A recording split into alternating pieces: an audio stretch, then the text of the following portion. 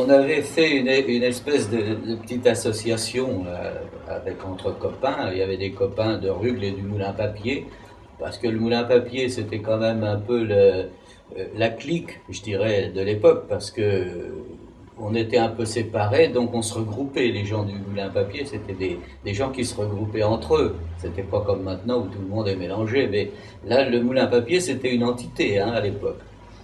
Mais on avait quand même d'autres copains de rue, des anciens de l'école. Alors on avait 17, 18 ans, si vous voulez, on commençait à penser à ça. Les filles, ça commençait à nous intéresser, c'est évident. Et alors, on avait monté une petite association de copains. On était peut-être 8, 10, quelque chose comme ça. Et puis, il fallait bien qu'on trouve des combines. Alors, effectivement, on avait monté une combine de bal clandestin qui se passait au moulin à papier. Parce que en face de l'usine de l'époque, ou de la cartoucherie, qui n'était plus cartoucherie, puisque les Allemands avaient tout cassé là-dedans, il y avait un café, un petit café, qui s'appelait le Petit Robinson. Vous n'avez pas connu ça, vous? Eh bien, dans cette maison qui est à étage à cet endroit-là, c'était pas une maison à étage, ça a été fait après pour l'usine, ça pour loger des gens. Mais il y avait un café comme ça, quoi, de campagne. Et là-dedans, il y avait un couple, je ne me rappelle plus du nom du reste. Bon, enfin, peu importe. Il y avait donc une salle de café qui permettait de danser si on voulait. Et il y avait un petit orchestre qui s'était fait avec des gens du Moulin à Papier aussi du reste, qu'on appelait l'équipe Barbier-Bibot.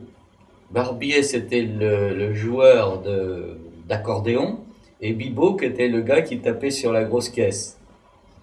Et c'était des vieux, enfin des vieux. Pour moi à l'époque c'était des vieux, maintenant ce serait des jeunes. Et il avait dans 30, 40 ans, quoi.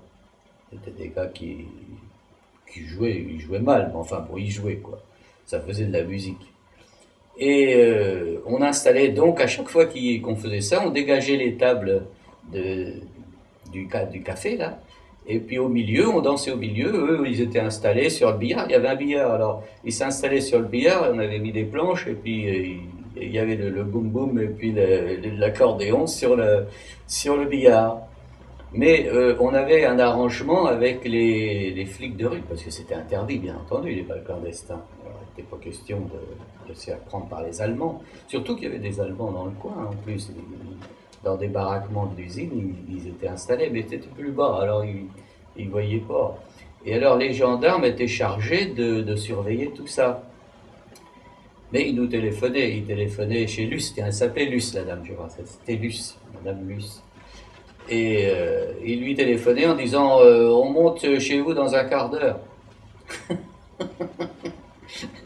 Ils n'étaient pas vaches, les flics de rue de l'époque. Et puis bon, dans ce qu'on faisait, aussitôt crac, on démontait tout le bazar, on ramenait les tables au milieu, on se réinstallait. Et puis quand les gendarmes arrivaient, on était en train de boire un verre de cidre, parce qu'il n'y avait pas grand-chose à boire à l'époque. Et puis tout le monde était organisé, bon, ils se faisaient aucune illusion, ils savaient très bien ce qui s'était passé. Puis ils repartaient, puis ça se passait comme ça. Oui, en fait, bal clandestin, là, bon, chez Solus en question, là, au Moulin Papier, lui, on le voyait que très rarement. On ne voyait qu'elle, en réalité. Et lui, à la fin de l'occupation, non, c'était pas encore fini en France, mais il y avait cette période juste du début de la libération. Et lui, à ce moment-là, il est apparu. Il est apparu, et j'ai toujours pensé, c'est pas une certitude, j'ai toujours pensé que c'était un gars de la résistance, ça. Parce que du jour au lendemain, ils sont disparus. Les Luces en question, quand la guerre a été terminée, paf, ça a été terminé, ils sont barrés. Et c'est un gars qui devait avoir un point d'attache ici, et que j'ai toujours considéré comme un gars de la résistance qui était planqué là.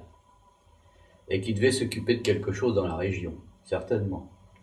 Et l'anecdote qu'il faut citer quand même, c'est que quelque temps juste avant la libération de Rugles, mais la libération était déjà en cours, mais Rugles n'était pas encore libéré, eh bien, il y avait un prisonnier allemand dans les sous-sols de ce café-là Qui l'a sorti, le bonhomme, qui l'a sorti quand les Anglais sont arrivés. Et il y avait une quinzaine de jours, d'après ce qu'on a su après, que l'Allemand s'était fait mettre en prison par le père Luce dans son sous-sol, juste avant la libération de Rugles.